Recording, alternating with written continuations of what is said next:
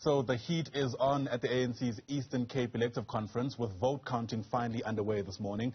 Earlier, supporters of a key electoral contender for the chairperson position, Babalo Madikizela, actually refused to allow for the adoption of credentials. Party spokesperson Mabe has told journalists that he's confident that this conference will be a success.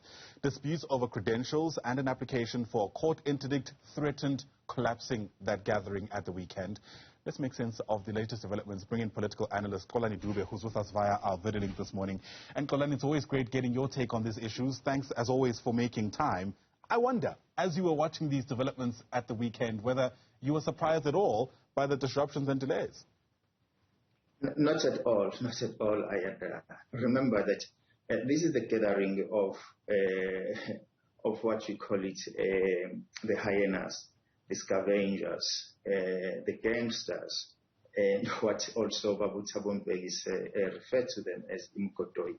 And so in such gatherings, you don't expect any kind of decency to prevail, but you always expect such kind of chaotic spectacle. And so I think it is normal. That's the culture of the ANC, the chaos, and we as ordinary citizens, we have been under this dictatorship of chaos since 1994. And so I think that anyone was expecting something different. He was building the castle in the air. The reality is, ANC is a very chaotic organization. ANC is an organization that is no longer desirable to exist in our country. Interesting you speak about that and touch on governance issues, because I think it was Lukhona Mnguni who actually pointed out that because the conference has now had to be extended by another day, we can expect those who occupy positions in local governance to not be at work today without necessarily taking leave. And it's governance, once again, that suffers at the behest of the ANC's internal machinations, for lack of a better term. Look, ANC is a ghost governing organization.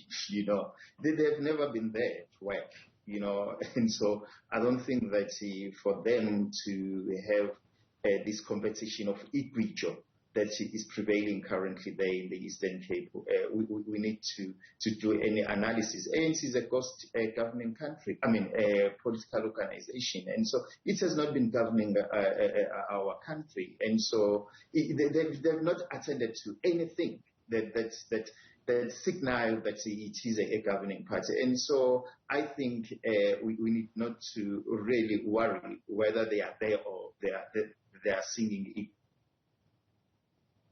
where they are. And so, as I've said, those are ghost workers. And so we have to really, we as South African citizens, rethink and reimagine South Africa without these ghost workers. Because for people like Somezo Zibo and Somato Tafigeni and the others, who pontificate the rise or the good governance in our country, not in that province, I think it is kind of an irony, because the people who are in that province in the Eastern Cape have been in this Bantustani administration or since I don't know when, and those are the people who really need to be saved. We no longer need to save the ANC, but we need to save the ordinary people. And the question is, who's going to save those people if the so-called intellectual, the business people like Trigo, like Lincoln Mali,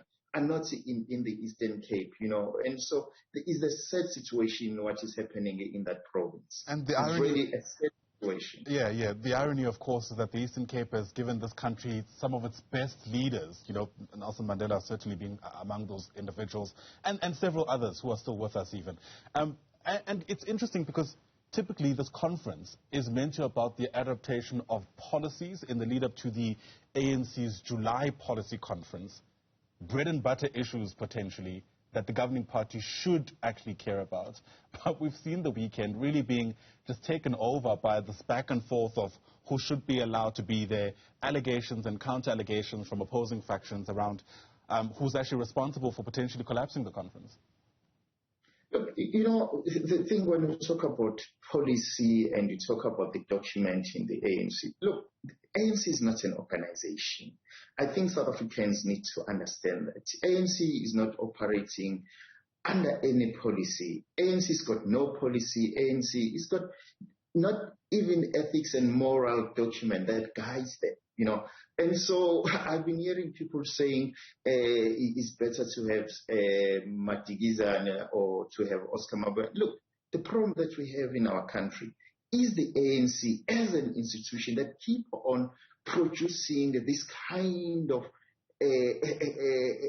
hyenas, scavengers, imgodoi, who are supposed to look after our coffers.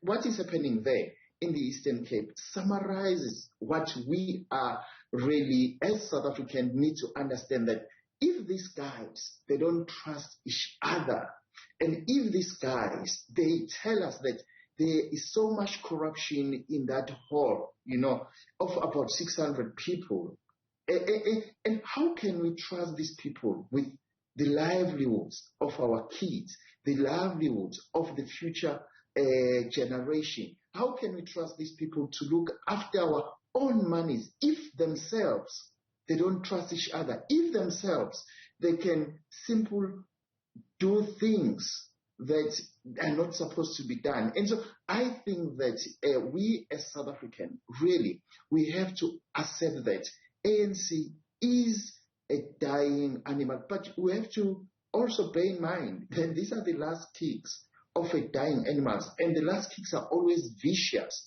and we need to protect ourselves from this viciousness of this dying animal, because if we're not careful, I can assure you, we are not going to have a future as the South African natives in this country, as the South African in this country. And we have to put a disclaimer to other nations and say, those people who are in the Eastern Cape, or those members who are claiming to be members of the ANC, they are not representing who we are as the South African natives. We have to put a disclaimer now. Yeah, but you know, the reality is, no matter how you see the ANC, you can't just wish it away. That's simply something that's not possible. The governing party still has a strong hold over the political economy in this country. So perhaps it's worth drilling into one of the contentious issues from this conference, and that's around Andile Lungisa's involvement. He, of course, we know, had an assault charge. Who could forget 2016, a glass jar that he had that he, hit a DA councillor over the head with. He was then convicted of assault because of that. Some using that moment to essentially justify why he shouldn't be at the conference. But as that happened, you can't help but think of other individuals who are facing corruption charges in past elective conferences this year alone, who did manage to get into, top 5 positions or so. I wonder whether enough has been said about that.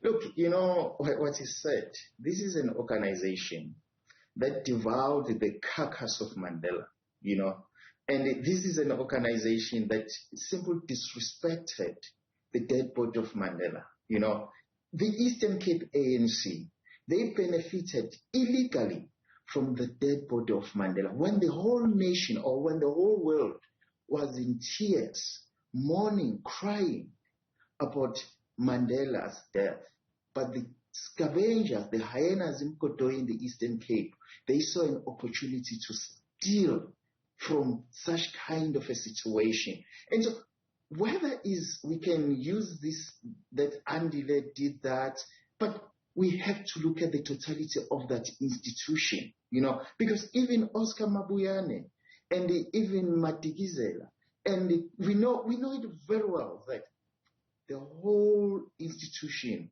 in the Eastern Cape is not deserving to sit or to stand in front of us as South African citizens and talk about renewal and talk about moral and ethics. They don't deserve that. But because we are docile spectators, we've allowed them to do as they please with ourselves.